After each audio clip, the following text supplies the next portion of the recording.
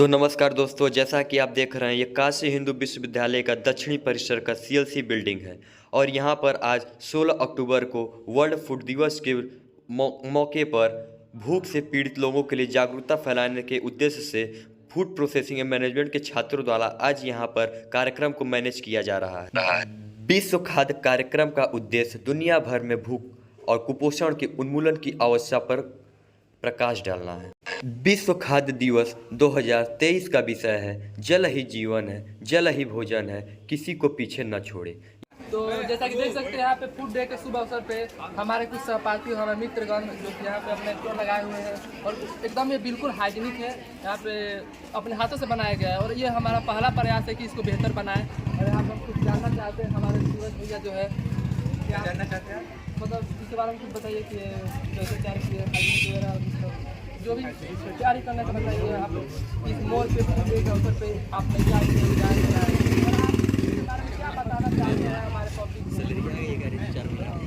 ये पुरानी गाड़ी है, इसका नाम भी लेके आगे मैं ये बताना चाहूँगा फूड डे में हम इसलिए मना रहे हैं सेव वाटर सेव ड्रिंक, मतलब कि हम पानी को सही तरह से यूज करके कृषि करें, ठीक है, जिससे हम अच्छे मतलब मिलेट्स, गेहूं और चावल थोड़ा कम करें। सूरज हमारा मेन फूड उत्पाद मनाने का कारण है कि हम सबको फूड अवेयरनेस दें कि मिलेट्स का यूज करें, डाइट सही लें, ठीक है। और हम यहाँ पे स्टोर लगाए क्योंकि हम यहाँ पे स्टार्टअप मतलब एक छोटा ही स्टार्टअप है, लेकिन इसमें हाइजीन हमने मतलब हाइजीन मेंटेन करके रखा, टेस्ट भी मेंटेन करा और इसमें कोई भी एक्स्ट्रा चीज़ें नहीं है जो हमारे कस्टमर्स को हार्म करे। और साथ में हम कुछ जो थे वहाँ पे सूरज, इनका कहने का तात्पर्य यह था कि हमें मिलेट जो कि जाना था ये सब हमारा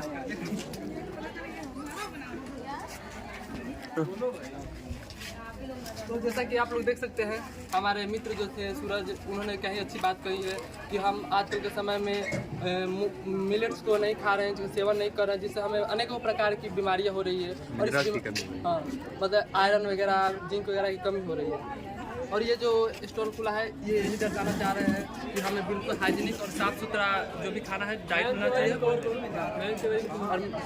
कल कुछ लेना है जी हम तो बता भी इसके बारे में, चाहे कस्टमर आया आपके पास।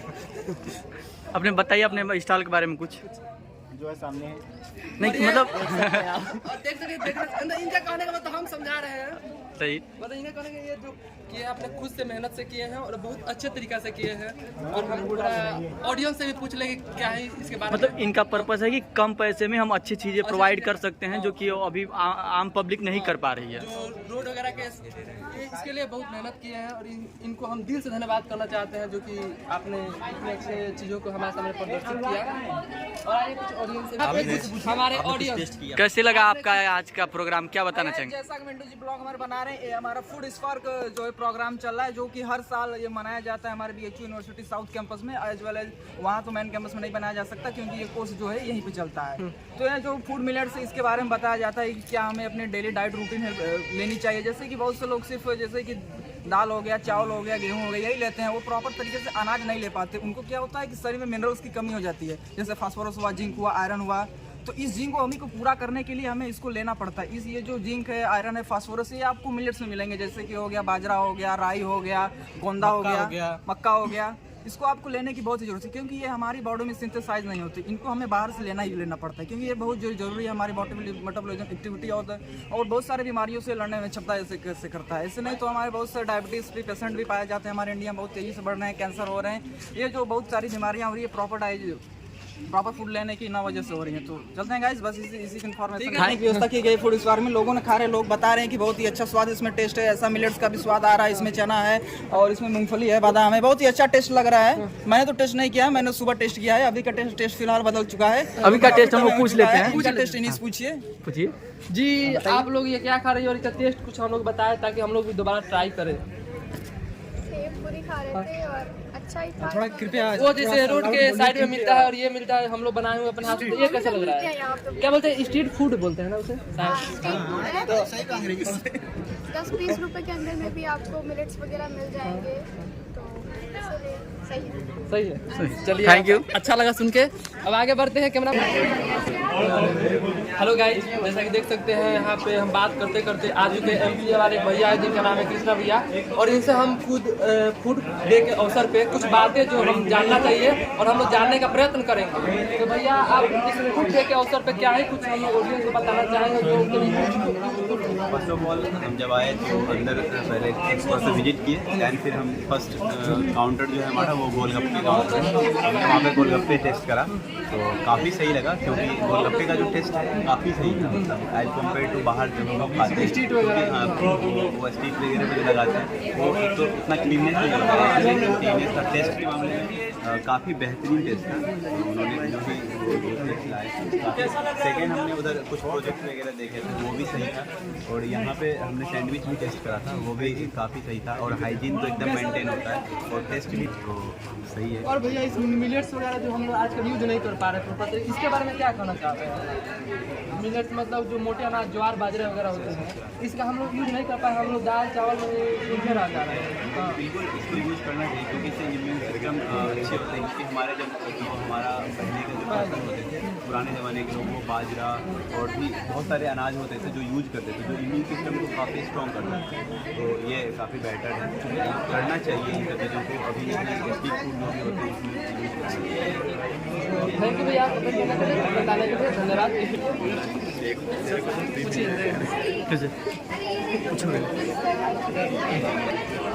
तो भैया आपका कैसे टेस्ट लग रहा है आप पूछो। तो हेलो, तो जैसे कि देख सकते हैं यहाँ पे कुछ हमारे भैया लोग हैं जो फूड डे के अवसर पे कुछ हमारे हाथों का बनाया हुआ जलपान वगैरह ग्रहण कर रहे हैं। तो भैया इसके बारे में कुछ बताइए, आपको क्या है इसके बारे में, इसका नाम वाम वगैरह क्या है, कैसा लग रहा है स्वाद वगैरह में आपको? टेस्ट इसका बहुत बढ़िया लग रहा है, लेकिन नाम अभी मुझे इसका पता नहीं है। ओके ओके, बाकी टेस्ट जैसे एक स्ट्रीट वगैरह में मिलता होगा कि यहाँ पे, तो आपको कैसा लग रहा है हाइजीनिक वगैरह? फर्स्ट टाइम ऐसा नहीं लगा कि कुछ मतलब जो भी है भैया हाइजीनिक वगैरह अपने हाथों से बनाया और इनसे हम लोग जानते हैं कि वो क्या खरीदी है। ये क्या है? दोस्तों हमने ये बाजरे का लड्डू खरीदा है, 20 रुपए का 2 बाजरे का लड्डू। ये हेल्थ के लिए बहुत ही अच्छा होता है, आप लोगों को भी खाना चाहिए।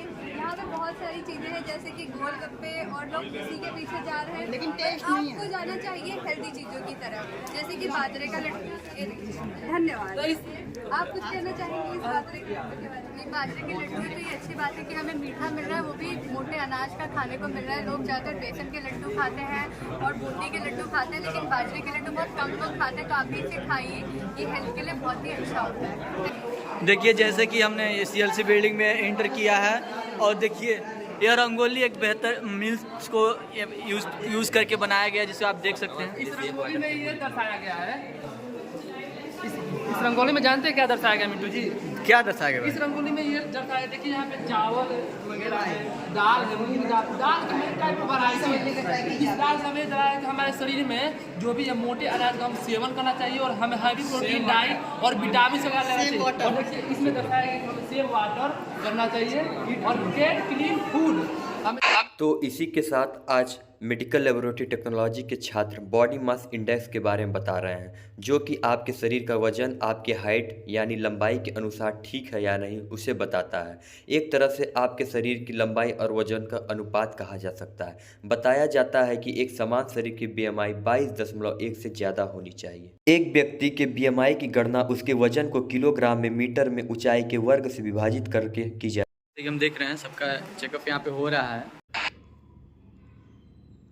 तो इसी के साथ अब हम आगे FPM के छात्रों द्वारा बनाए गए कुछ मॉडल को देखते हैं, जिसमें मिल्क पास्चुरेशन मेथड और फूड फ्लो चार्ट है। उस काम से डेयरी प्लांट में जब हमारा मिल्क जाएगा, मिल्क प्लांट के थ्रू जाता है, और मिल्क रिसीविंग बैग में कौन देना, तो मिल्क रिसीविंग बैग में हम लोग 2 चीज़ें करते हैं। पहले तो सैंपल निकालेंगे, और जो बाकी हमारा दूध है उसको हम RMST में भेज देते हैं। सैंपल इसलिए निकालेंगे क्योंकि हम उसका फैट और SNF निकालते हैं। फैट और SNF निकालना है क्योंकि जो हम जिससे दूध सोर्स कर रहे हैं उसको हम लोग को डिजर्व अमाउंट भी तो उसका देना पड़ेगा। उसके बाद RMST में जाएगा, RMST से हमारा पास्चराइजेशन का प्रोसेस शुरू हो गया। ये बैलेंस टैंक पे जाएगा। बैलेंस टैंक का काम होता है होल्डिंग टैंक होता है, होल्ड करके रखेगा और आपका जो मिल्क है उसको कंटिन्यूसली वो मूव करता रहेगा ताकि सेडिमेंटेशन का प्रोसेस ना हो। उसके बाद ये पंप में जाएगा, पंप एक अपवर्ड फ्लो इसको देता है ताकि जो रीजनरेशन हमारे 3 प्लेट होते हैं रीजनरेशन के, R1, R2 और R3। तो रीजनरेशन में ये जाएगा। R1 का टेम्परेचर होता है 35 से 40 डिग्री सेल्सियस। तो पहले R1 में जाएगा, R1 से फिर ये फिल्ट्रेशन का प्रोसेस होगा। जो भी हमारे सॉल्युबल एंड सॉल्युबल कंटामिनेंट्स हैं सबको रिमूव करेगा फिल्ट्रेशन के। फिर क्रीम सेपरेटर्स कई यूनिट करती हैं, कई यूनिट नहीं करती हैं। क्रीम हम लोग सेपरेट करेंगे इससे। उसके बाद क्रीम सेपरेट जब हो जाएगा तो हम इसको R2 में भेजेंगे। R2 का टेम्परेचर 45 से 50 के अराउंड होता है और उसके बाद हम इसको होमोजेनाइजर में भेजेंगे R2 से। तो होमोजेनाइजर का काम होता है कि हमको मिल्क जब पैक करना है तो एक होमोजेनस लिक्विड होना चाहिए। तो जो भी फैट ग्लोब्यूल्स है वो रह नहीं सकते, उसको हम लोग को छोटा करना पड़ेगा। तो हम लोग 2 माइक्रोमीटर पे छोटा करते हैं इसको। इसके बाद ये यहाँ से बूस्टर पंप में जाता है। बूस्टर पंप से हीटर में इसको पास्चराइजेशन का टेम्परेचर देते हैं 70 to 80 डिग्री सेल्सियस और उसके बाद इसको होल्डिंग ट्यूब में भेजते हैं जो कि 15 सेकेंड्स के लिए रखते हैं। ये उसके बाद ये FDB में जाता है।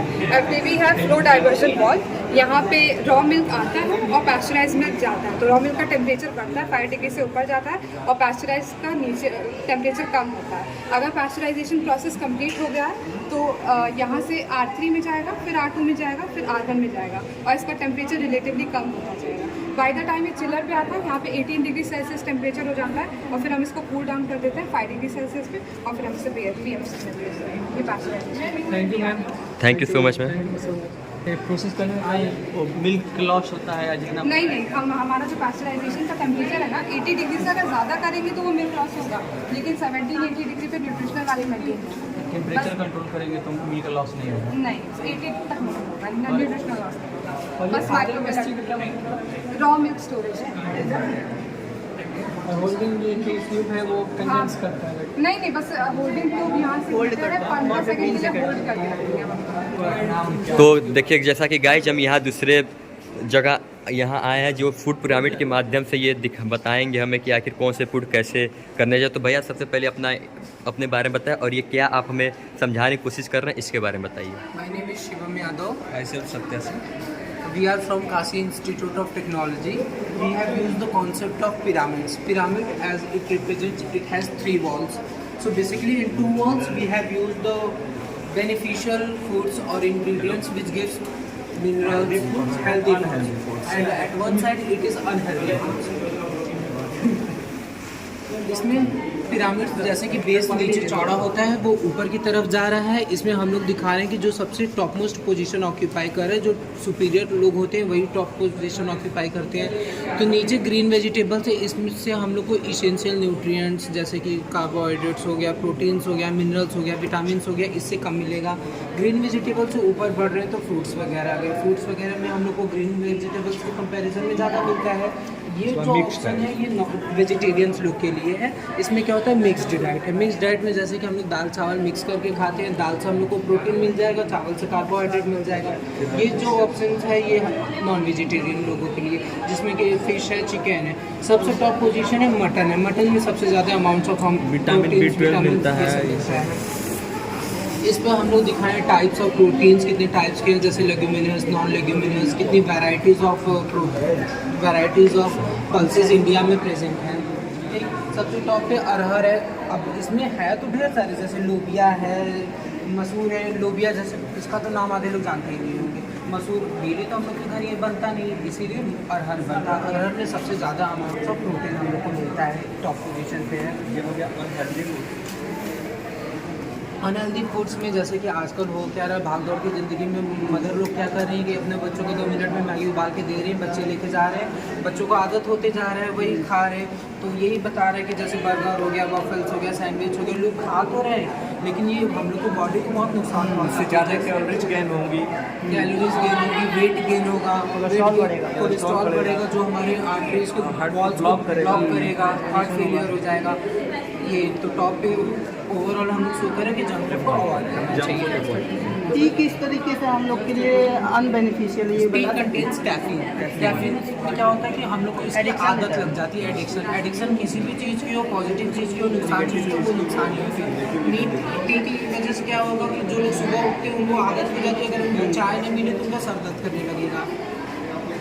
भैया हम एक और सवाल पूछना चाहते हैं, जैसे बेसिकली आज फूड डे है, फूड डे के अवसर पे यहाँ पे मिलेट्स ज़्यादा यूज करने के लिए हमें प्रोत्साहित किया जाना है, तो हम थोड़ा मिलेट्स के बारे में फायदे और उसके नुकसान वगैरह जो कैसे क्या हो रहा है। मिलेट्स में देखिए बेसिकली होता क्या है कि ज्वार आता है, बाजरा आता है। पहले के ज़माने में क्या होता था कि उसमें मिनरल्स कंटेंट्स वगैरह ज़्यादा होते थे। पहले के ज़माने की जो औरतें होती थी वो मोर लेबरियस होती थी, वो लोगों को मतलब जैसे चक्की से चला के बनाती थी तो वो लोग उसको आराम से बना सकते थे। अब के ज़माने में क्या होता है कि वर्किंग वुमेन आ गई, उनको जॉब भी मैनेज करना, घर भी मैनेज करना, वो जितनी कम से कम समय में हो जाए उसको फॉलो करती है, जिसमें कि गेहूँ।